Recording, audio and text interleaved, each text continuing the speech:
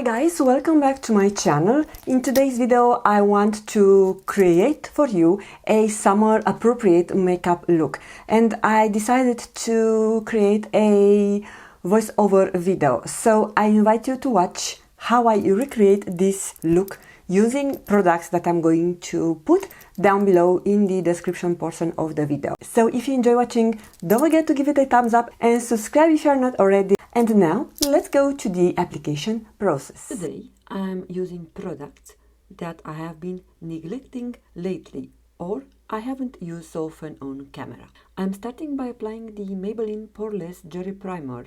You see the color, it's transparent light green, and what I love about this is that it helps prolonging the staying power of foundation, which we all need, especially during summer, because those of us with oil skin can experience foundation melting or breaking due to sweat or to excessive oil production. So this primer is really great. It has a cooling feeling once you apply it. It melts into your skin and it also blurs pores. But in the meantime, foundation applies very nice on top of it. If you notice my new haircut and also hair color, this I got it recently while I was traveling to Romania, and I have my hairstylist there. I actually have one near to my hometown and one near to my husband's family. This time I went to the second one and I want to touch out my highlights, but she said that my hair, it will be completely destroyed, and what she did, it still highlights but it's not very visible, and also the color on camera looks more reddish because in person it's a light brown, almost like honey, and the highlights are also visible, but unfortunately not on camera. Foundation that I use is Essence Hydrating Skin Tint with SPF 30 in shade 30. This is a lightweight skin tint that it applies very nice. I am using my BK Beauty 101 foundation brush to apply it, but you can also use a sponge or even your fingertips. You will notice the shade is a bit light for me, but it is alright because we are going to bronze it afterwards. One tip I will advise you is to work your foundation down to the neck area, especially if the shade is not perfectly matching you, as it is the case here. And always ensure the product is well blended. You can tap it with your finger or with a sponge if you feel this action is needed. Moving on, I am going to use a concealer. I haven't used much, nor on camera or behind the scenes. And this is the NYX Pro Fix Stick Correcting Concealer in shade number 5 Vanilla. This is in a stick form, but is very creamy. Look what I like to do with this kind of product, because I feel that applying directly to under eye area might be too heavy. I usually swatch it on my hand and I use a concealer brush to do so. This one that I'm using is by Refru, and I love it because it is specially formulated to work with liquid and cream products. You can see the finish looks so natural and well blended in this way, and I only apply the quantity of product that I needed. If I have extra product, I like to cover also the spot near to the inner corner, because usually that area is also blue-purple. You can see how much product I have left that it could have been applied under eye area and cake it up. But in this way, what I have left, I can use to spot correct. In the next step, I apply eyeshadow primer, and this one doesn't need any introduction. It's by Milani, and I desperately need another one because I'm running low. I only apply a tiny little bit, but this it helps my eyeshadow last even during hot summer. Shadow won't crease throughout the day. I have done a comparison with a high-end primer that was a fail. I can link the corresponding video in the description box below if you want to see. For setting powder, I went with this one by Sheglam, Insta-Ready Face and Under Eye Setting Powder Duo in the shade Bubblegum. This is a double-sided product. You have pressed powder on top, but it's very hard to open. You will see my struggle to do so in a minute. And also has a loose powder that I only use it once, but I thought it's doing a good job on blurring the under eye area. I use the same product to set both under eye area and eyeshadow primer. And this is the pressed powder on top. Color for both powders is the same and it's light pink. I like it. I think I will pack this with me on vacation. Yes, I have an upcoming vacation and I'll be leaving this upcoming weekend.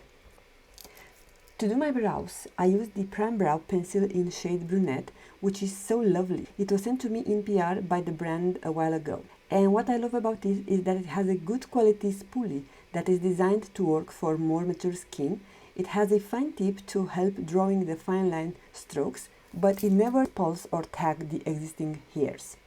Also, color is good for me. You would imagine Brunette shade a way lot darker, but as I told, this is meant for the mature beauty out there. Next I go with a brow setting gel. This one is clear and is by Benefit, is the 24-hour brow setter. What I love about this one is that it has a unique type of brush. It is flat and has a small brush dents or strokes to each side. So first I lie down the gel using the flat side and then I brush it upwards using the brush sides. It also helps my brow hair stay in place all day. By the way, all the rings that I have on today are by Read Your Heart, which is specialized in moissanite jewelry, and I'll link them below and also have a discount code for you in case you want to save some money. One ring that I have this on the pointy is my latest favorite ring and is a wedding band, but I choose a large size to wear it on my pointy. And this is a chunky necklace which I thought it works good with my dress. And I have another necklace, actually just the clove pendant. It's also a moissanite from Read Your Heart. The one I learned is just a present I got recently. I pulled out my Natasha Denona bronze eyeshadow palette to use today. You can see it is a beautiful palette, but I'm not reaching for it too much because I thought most of the shades don't work well for my skin tone. First shade I use is this one called Beach, and I blend it on my crease using a Refre 15 brush. I love this brush because it is so soft and never tags the skin, but it does blend so seamlessly even when you over apply your shade like you saw I did it here on my left eye. Now I had to add the same on the right eye and diffuse it. With a Sonia G TS4 brush, I next go with the same shade and blend it into my lower lash area because this brush is pointy and also extremely soft, so it's perfect to use it for more delicate area. These Tradition series brushes are some of the best I ever experienced in my entire life. They are so good and also their design is gorgeous. I am then taking the shade Suntan on a Sonia G Soft Definer brush. This brush is from a limited collection called Lotus Collection and is my second favorite handle color after the Tradition series. It is a very good on blending shadow on the outer V area because it's longer than the TS4, so you have more flexibility but without losing the precision because it is a smaller blending brush. Using the same brush, I am adding shade Magma to the lower lashes towards middle area, but keeping it just near to the lash line, and repeating the same operation for the lower lash area. The next shade I will work with is High Degree, and this is going still to the outer V area, but a little bit towards the middle of the lid. This is a shimmery, beautiful shade, and I just love the tone of it on me. Then going back to shade Magma, I reinforce what I previously added. Using my finger, I am adding True Copper to up to 2/3 of the lid space. This kind of shades have a better payoff when we use our finger, but you can also use the brush if you don't like the previous approach. Shade Silk is going to complete the look, and this time I'm using my pinky as a brush, also because this finger is clean, but soon I realized that I need a brush because the space is getting narrow, so I'm getting the use of my Sonia G Flat Definer brush. This is my first few days I got back in 2020, I think, and the reason I started loving Japanese handcrafted brushes. Now I own over 100 Japanese brushes from various brands. Fude in Japan, it means brush, so it's kind of pleonasm to say Fude brush. But a good work isn't finished without La Pièce de la Résistance, which is ironically by Lancôme, the liquid eyeshadow. This is called Idole Tint, and the shade that I have is Desert Sand, stunning shade. It can be worn alone or on top of eyeshadow. It has a very unique applicator that can be also used as a liner, but in this case I will only apply it to the entire lid to coat the shades I previously added and give a perfect finish to the eyes. With the same Sonia G brush, I will add a small amount to my inner corner because yes, this shade can also brighten. I will use whatever has left from my Makeup by Mario Master Pigment Pro pencil in the shade Perfect Brown to define and contour the eyes. A trick I can show you is to use your brush to pull out your eye. It is much softer than your fingertips, and it's also a good way to not mess up your concealer or anything else you have added on previously. I don't apply much stuff to my waterline, and when I do, I use the freshly sharpened side of the pencil to that area first, then I move upwards. In this case, you can minimize the risk of getting eye sty. I am curling my lashes now using the Refrew eyelash curler. You've seen me so many times using this tool, which I absolutely love because it does a good job on curling the lashes without pinching the lid. I actually have two Refrew lash curlers in the original size, I think it's 20 mm, and one in 18 mm. I prefer though the first version, 20 mm. For mascara, I'm digging it into my never-ending mascara backup drawer, and I'm pulling out this one by E.L.F. I used to love it. This is a repurchase, but let me tell you that this is a pain to remove it. It has an interesting wand which can be helpful in reaching the smaller lashes because it has a round tip, but my lashes are so short and pathetic right now that nothing can make them look visible. I am using the Tarte Cream Bronzer in shade Breezy with a Sephora 47 brush that is perfectly for blending cream products. But I forgot how pigmented is this Tarte bronzer, so I have kind of overdid it at the beginning. But we will fix this right away using the brush we applied foundation with, that still has some product left on it. This is the best trick to save your bronzer when you do a mistake.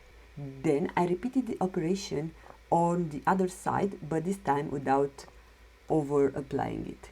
With a BK Beauty 109 brush, I will then apply the blush, and this one is by Kaja, the Cushion Blush in shade 03 Bossy. This is a beautiful shade that has an orange undertone and works perfectly with a bronzed look.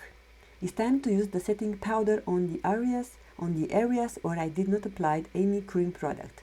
I will work on finishing this Wet n Wild loose powder because I have it for years, but the quantity you get is huge.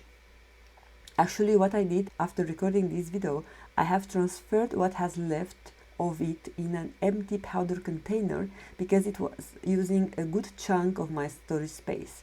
But I absolutely love it. Now we're going with one of my all-time favorite powder bronzer. I had a dedicated video when I got it. The McGrath Lab Skin Fetish Divine Bronzer in the shade Nude Honey. This is such a beautiful product. It is the perfect shade for the fair to light skins. It blends beautifully. It's a well worth splurge. I just add a bit using my Sonia G Face Pro brush, which doesn't need any introduction, and I will also carve a bit the jawline. The last face product I apply is the M Cosmetics Heaven's Glow Radiant Veil Blush in shade Persimmon. This is such an interesting product. It has a shimmer to it, but it applies like a dream, and you would think this shade is a bronzer shade. In person looks different, but you can actually skip the bronzer and highlighter and use this one product for a quick face look. It is definitely an underrated product.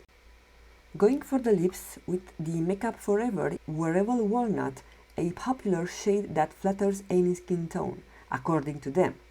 I will define and fill the lips. This formula is my favorite. The shade is okay, but I really love the formula. I have picked up the waterproof version in another shade, which I am probably going to pack it with me for the vacation. I am actually editing the video on the last minute and I am not even sure it is going to be ready before I go on vacation. I was debating between two lip products, this one by Catrice and the other one by Kaja. I went for the Kaja one even though I thought the Catrice one, it is so nice and it mimics the Hermès lipstick packaging. It turned out I did the wrong choice because I could have used the Catrice lipstick with the liner I have previously applied, but I fixed it by adding another layer of lip liner and blending all together. And there we have it! This is the final summer appropriate bronzed look. I also thought it matches my hair color. I just love having straight hair, but I don't get it very often. Here there are 4 days after it has been straightened and you could see it started to turn wavy around forehead. I really hope you enjoyed this makeup tutorial, guys. I wish you all a beautiful summer ahead. I might be away for a while, but I hope to get back soon with makeup and other exciting stuff. Bye you guys!